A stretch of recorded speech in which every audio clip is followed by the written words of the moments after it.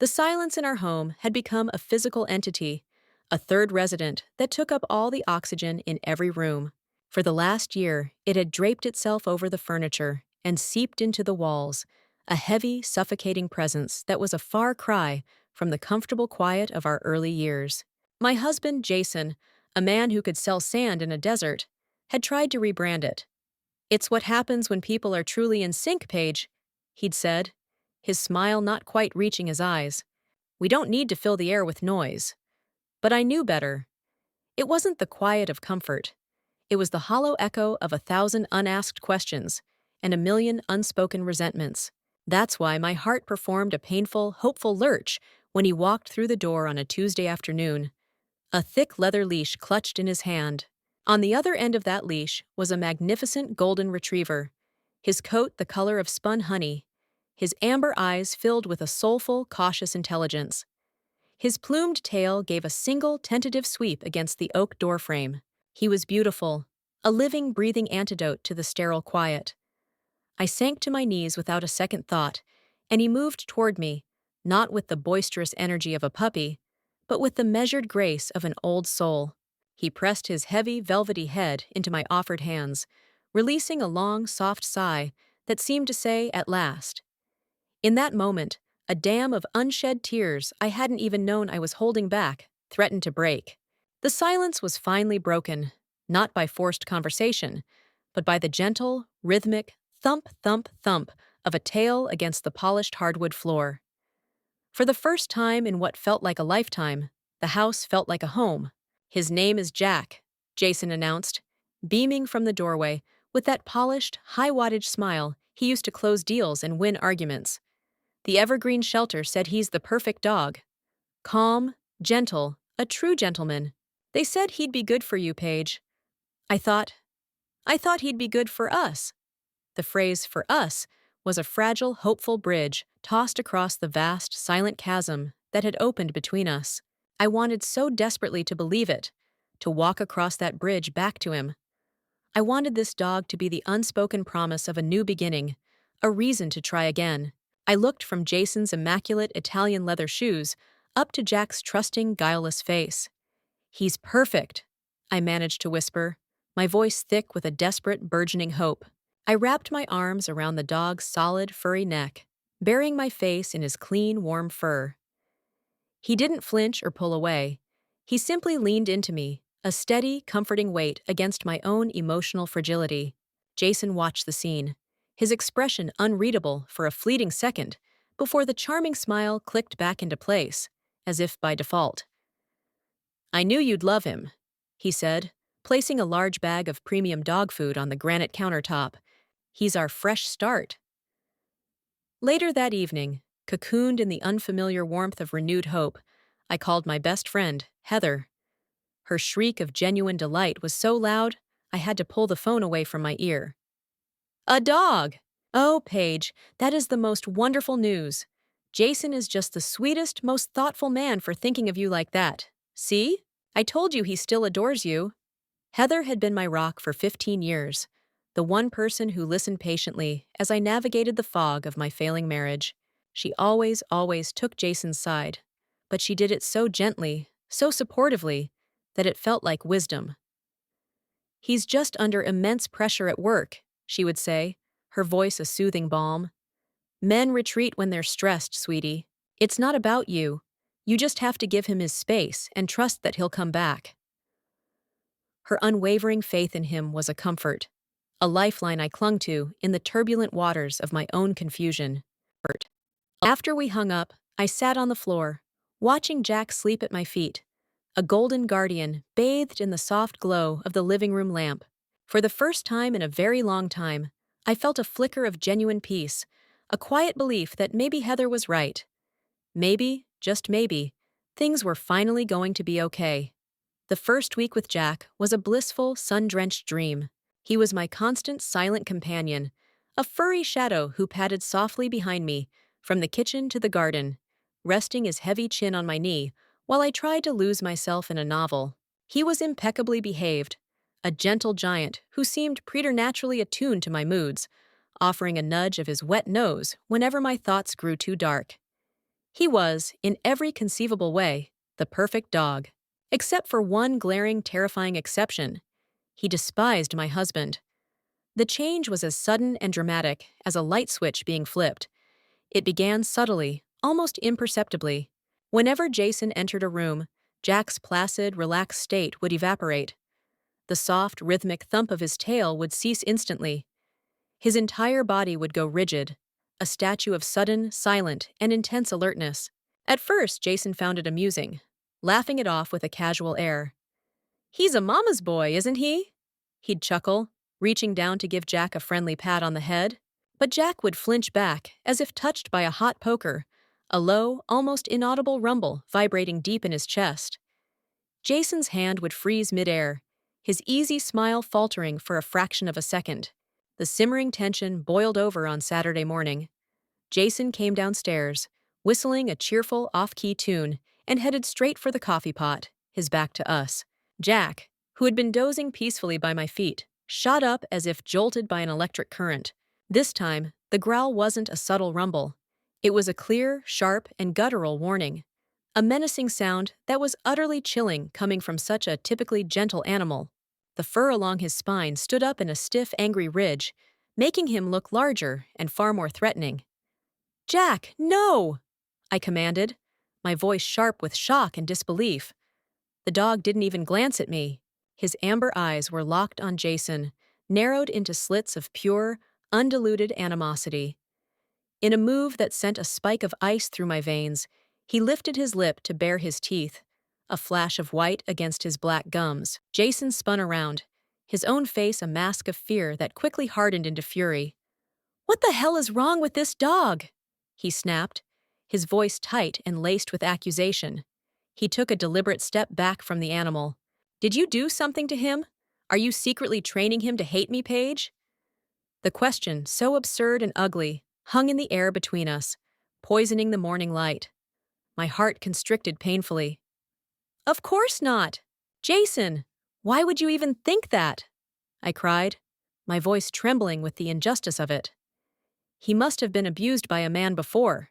The shelter said he had a complicated past. Maybe you just remind him of someone." I was grasping at straws, desperately trying to smooth over the jagged edges of the moment, to find a rational, logical explanation for the palpable hatred that had just seeped into our kitchen. But Jason wasn't listening. His jaw was clenched, his eyes still fixed on Jack. "A complicated past?" They told me he was a perfect gentleman. They lied. You should have seen the way he looked at me, Paige. That wasn't fear. That was pure, unadulterated hatred. He snatched his car keys from the hook by the door, his movements jerky and angry. "I'm going out. I can't be in the same house as that thing!"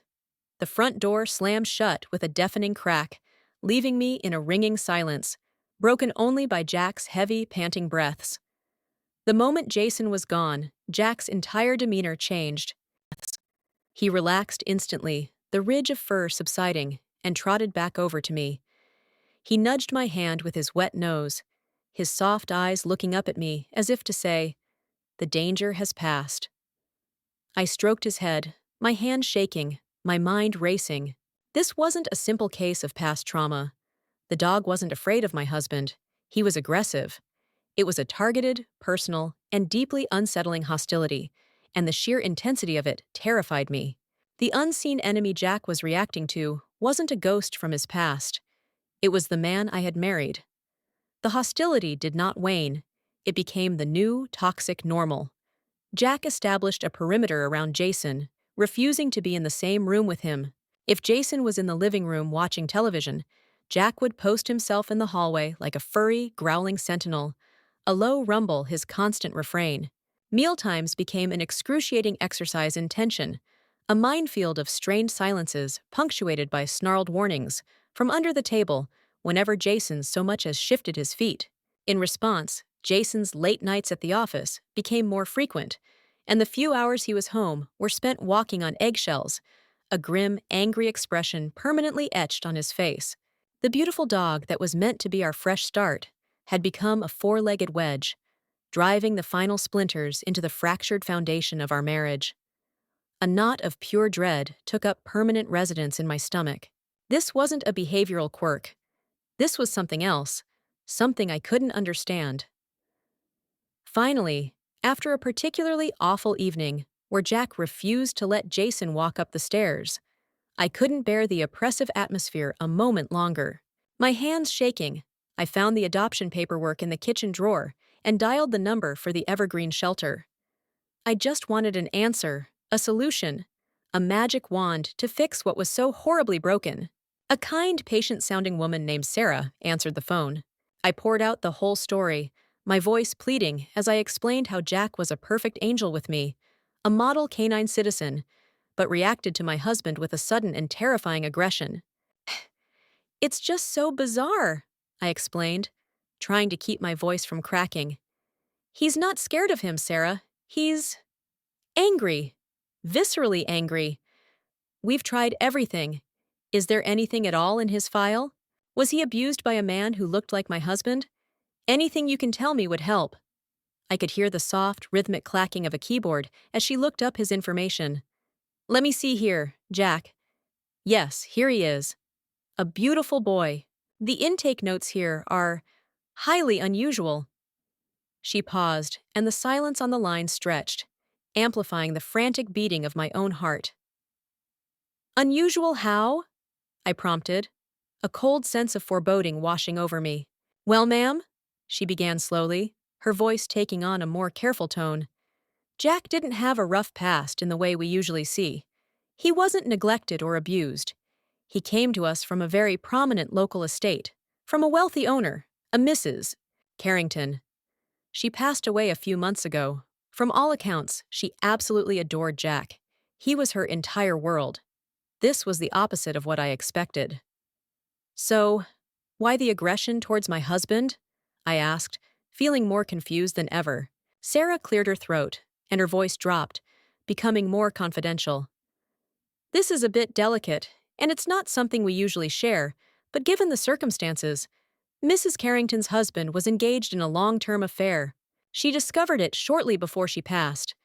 According to the estate manager who surrendered Jack to us, she was utterly heartbroken and felt profoundly betrayed. I held my breath, every muscle in my body tensing. The sense of foreboding intensified into a chilling certainty that I was about to hear something awful. What does any of that have to do with Jack? I whispered, my mouth suddenly dry. Sarah's next words were spoken softly, but they landed like hammer blows. Mrs. Carrington was a woman of intense passions. She couldn't stand the thought of her husband's mistress. This other woman, apparently, wore a very specific, very expensive perfume. It was her signature scent. Serment d'Or, Golden Oath. Apparently, Mrs. Carrington, in her grief, bought a bottle of it. For months, she would spray it on a training dummy, a life-sized mannequin, and, well, she trained Jack to react with extreme controlled hostility to that scent. The notes are very clear. He is trained to only be aggressive to the scent of that one specific perfume. The world tilted violently on its axis. The air in my lungs turned to shards of ice. My mind flashed with an image, so sharp and vivid it made me gasp aloud. Heather, at her birthday party just 2 months ago, unwrapping an elegant, gold-leafed gift box from Jason.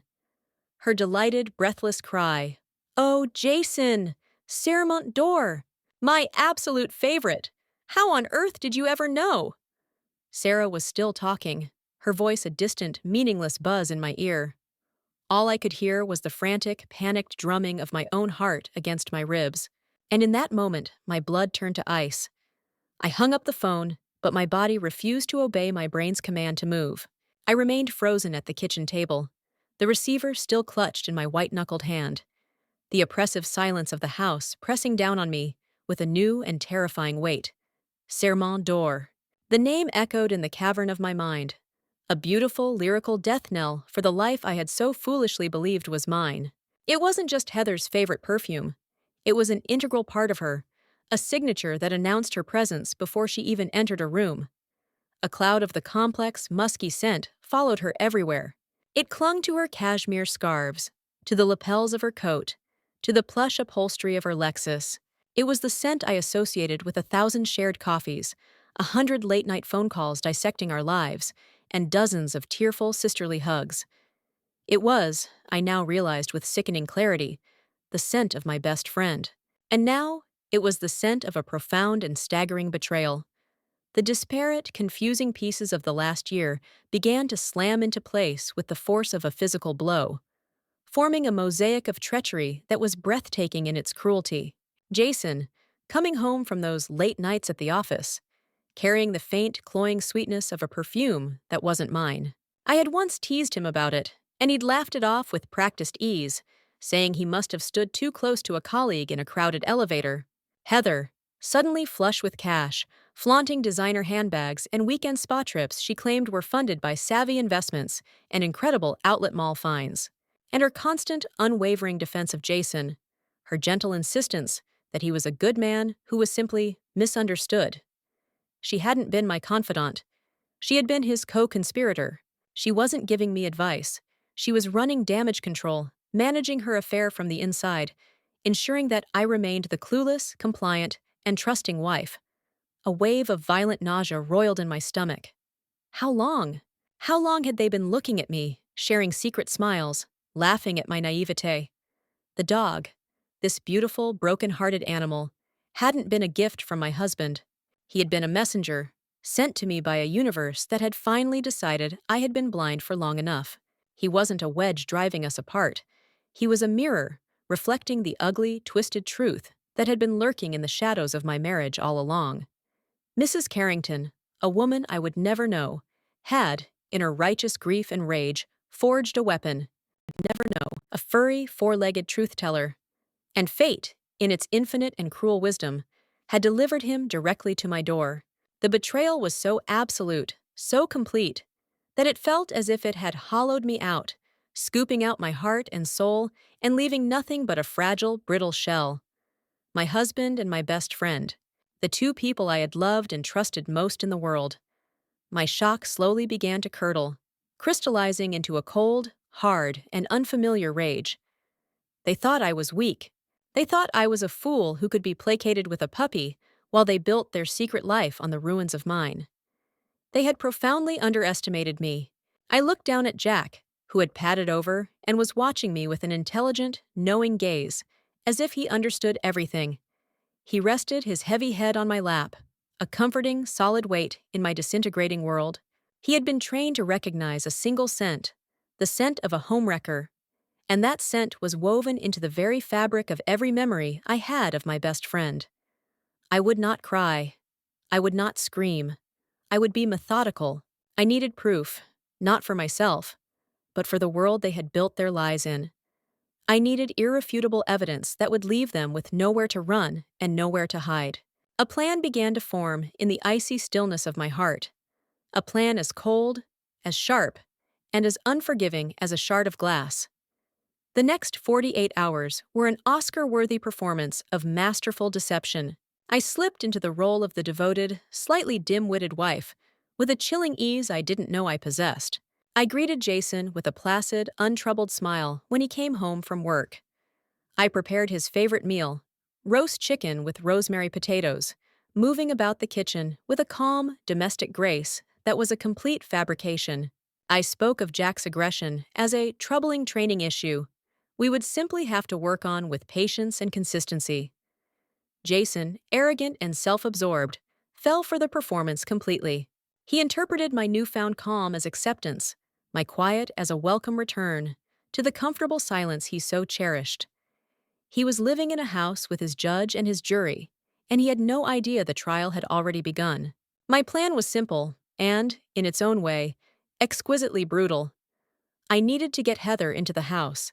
I needed to bring the source of the scent into Jack's territory and witness his reaction firsthand. I needed to see her face when it happened. On Thursday morning, my heart hammering against my ribs like a trapped bird, I picked up my phone and dialed her number. "Heather?" "Hi, it's me," I said, my voice a carefully constructed symphony of warmth and casual nonchalance. "I know this is terribly last minute, but I was wondering if you might be free to pop over for coffee this afternoon. I feel like I haven't seen you in ages, and I'm just about to pull that lemon drizzle cake you love out of the oven." Every word was a lie that tasted like ash in my mouth, but I forced them out, one by one. "Oh, sweetie, I'd absolutely love to," she chirped back, her voice dripping with the false, cloying sympathy she had perfected over the past year. "How are things, really? Is Jason being any better? And how's that cute new puppy of yours?" I could almost picture her, leaning back in her expensive office chair, a smug little smile playing on her lips, confident in her manipulation.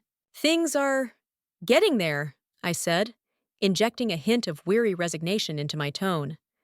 "And Jack is a total sweetheart, for the most part. He's just been a little nervous around new people lately, so don't be surprised if he's a bit shy at first." It was a necessary lie, a crucial piece of misdirection to preempt any suspicion. Necessary lie. I needed her to walk into the trap utterly unsuspecting, wrapped in her cloud of self-satisfaction and expensive perfume. After I hung up the phone, the house felt charged with an almost unbearable tension, like the air before a lightning strike. I moved through the rooms like an actress on a stage, meticulously arranging the props for the final damning scene. I brewed the coffee, its rich, dark aroma filling the kitchen, but failing to mask the metallic scent of my own fear and adrenaline. I sliced the lemon drizzle cake with a steady hand, placing it on one of my best china plates. All the while, Jack seemed to sense the shift in the atmosphere. He stayed glued to my side, his body a warm, solid, and reassuring presence. He was no longer just a dog. He was my confederate, my silent, unknowing partner in this grim quest for the truth. As the clock on the mantel ticked closer and closer to 2 o'clock, I sat on the sofa, rhythmically stroking his golden fur, my gaze fixed on the front door. Every sound from the street, a passing car, a neighbor's lawnmower, a child's distant laugh, made me jump. I was inviting my own personal monster for tea and cake, and I was counting the minutes until she arrived. The soft, melodic chime of the doorbell sliced through the tense, waiting silence. It was 2 o'clock on the dot.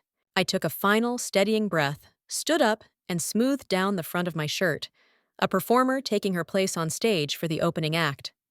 Jack, who had been dozing at my feet, was instantly on high alert. He didn't growl, not yet, but his entire body went taut, his head cocked, his ears swiveling towards the door like sophisticated radar dishes locking onto a target. I gave his head one last reassuring pat, a silent thank you, before walking to the door. When I swung it open, the first thing that hit me, a literal olfactory assault, was the scent. Serment d'Or.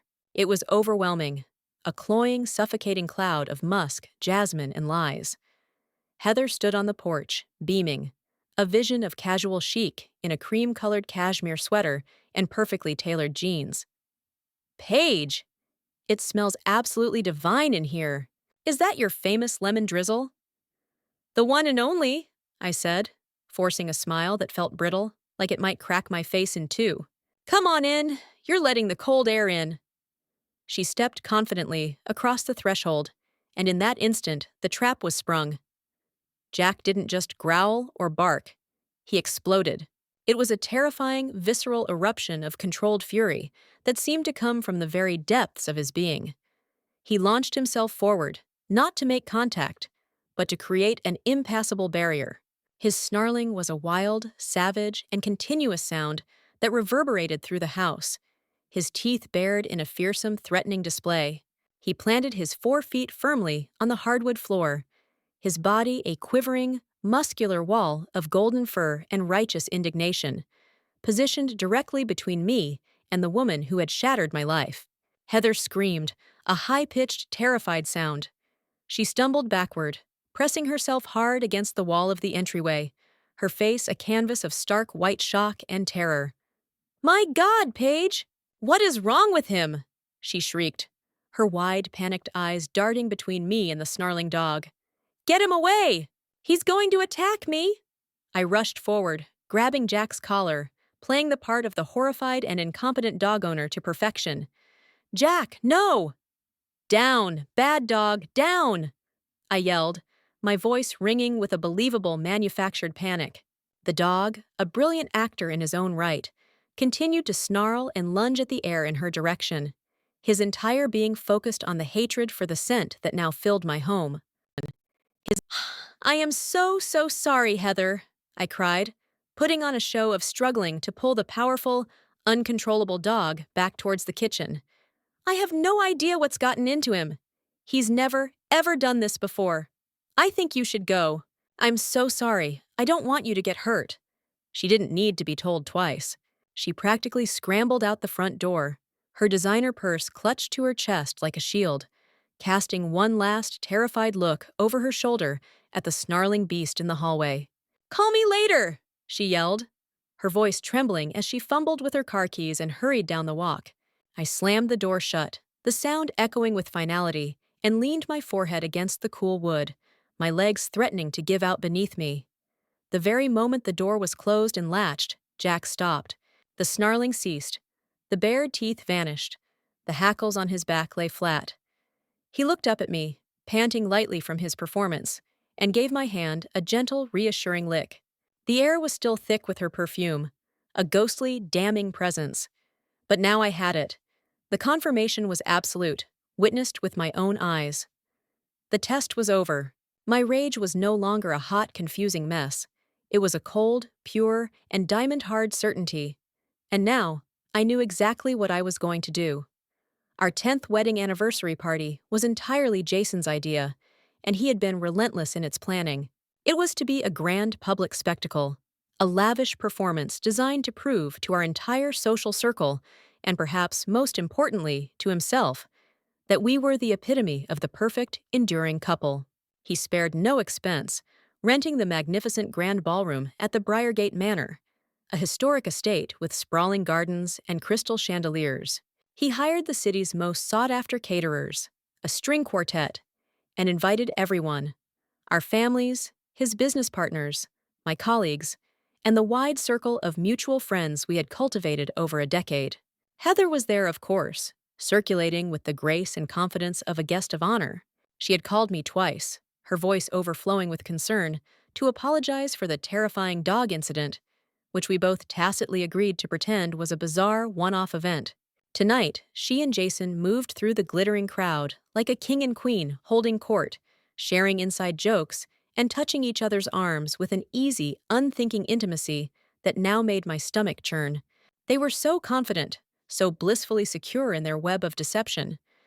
They had no idea they were the guests of honor at their own public execution. I floated through the evening in a state of surreal, icy calm, accepting congratulations, smiling for photographs, and clinking glasses, my heart a frozen, heavy block in my chest. The moment I had been waiting for came after the dessert course. Jason, holding a delicate champagne flute, tapped a knife gently against the crystal to command the attention of the 100-plus guests. He stood beside me at the head table, draping an arm possessively around my waist. "If I could have everyone's attention," he began, his voice smooth as velvet and resonating with practiced confidence, "I'd like to propose a toast to my beautiful, incredible wife, Paige. 10 years. An entire decade. She is my rock, my North Star, my everything. The past year has been tough, I won't deny it, but with her by my side, I know we can get through absolutely anything. Here's to us, and to a future filled with love, laughter, and above all, honesty." A warm wave of ahs and applause swept through the room as our friends and family raised their glasses. And applause. I let the applause die down, then gently, deliberately, removed his arm from my waist and stepped forward into the spotlight.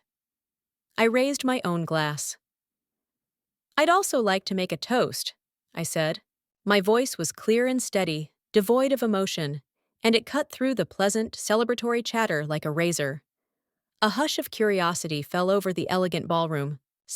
"I want to begin by thanking my husband, Jason," I started, my eyes slowly scanning the sea of familiar faces before landing squarely on him. "He recently gave me the most thoughtful and wonderful gift, a beautiful rescue dog named Jack. A fresh start, he called him." I paused, letting the words hang in the silent air. I saw a flicker of confusion, then a shadow of panic cross Jason's face. Across the ballroom, I saw Heather freeze, her wine glass hovering halfway to her lips, a painted-on smile faltering. You see, I continued, my voice gaining strength and clarity. Jack is a very special dog. He came from the estate of the late Mrs. Carrington, and he came with a very specific, very unusual kind of training. His previous owner trained him to be aggressive towards one thing, and one thing only: the scent of a particular, very exclusive perfume. A perfume called Serment d'Or. A collective audible gasp rippled through the crowd. I turned my head slowly, deliberately, and looked directly at Heather. Her face had drained of all color, leaving her makeup standing out in stark, clownish relief. Her mouth was slightly agape, her expression one of pure, unadulterated horror. A scent that, by some staggering coincidence, is the very same one my best friend Heather wears every single day. The same rare perfume that my husband, Jason, so thoughtfully bought for her birthday a few months ago. The silence in the room was now absolute, so profound I could hear the fizzing of the champagne in my glass. The first time Jack met my husband, he tried to attack him. I couldn't understand why, but now I do. Jason must have smelled so very strongly of my best friend, of his mistress. The silence was finally broken by the sharp, shattering sound of Heather dropping her wineglass, which exploded on the polished marble floor.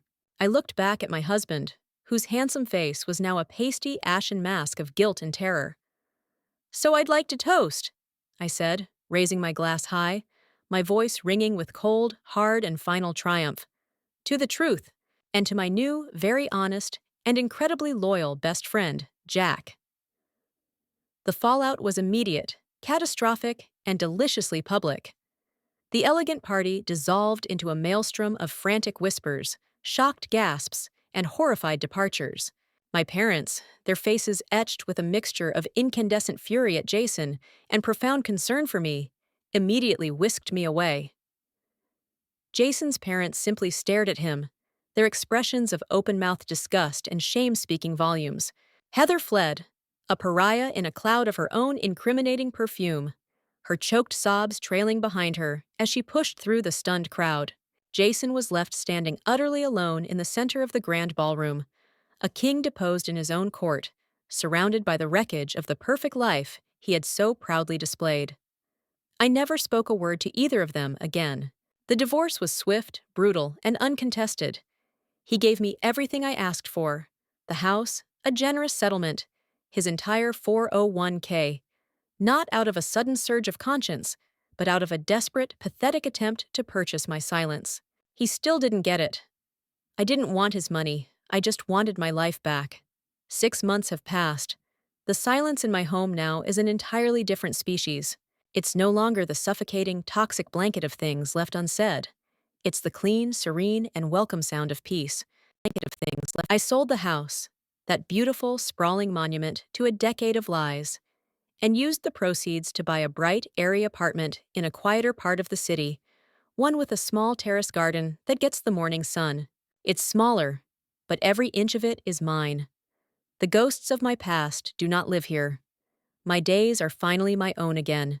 I've slowly, cautiously reconnected with old friends, the ones I had allowed myself to drift away from under Heather's subtle, isolating influence. I am learning to trust my own judgment again, to see the world not through the distorted lens of another's deception, but with my own clear and steady eyes.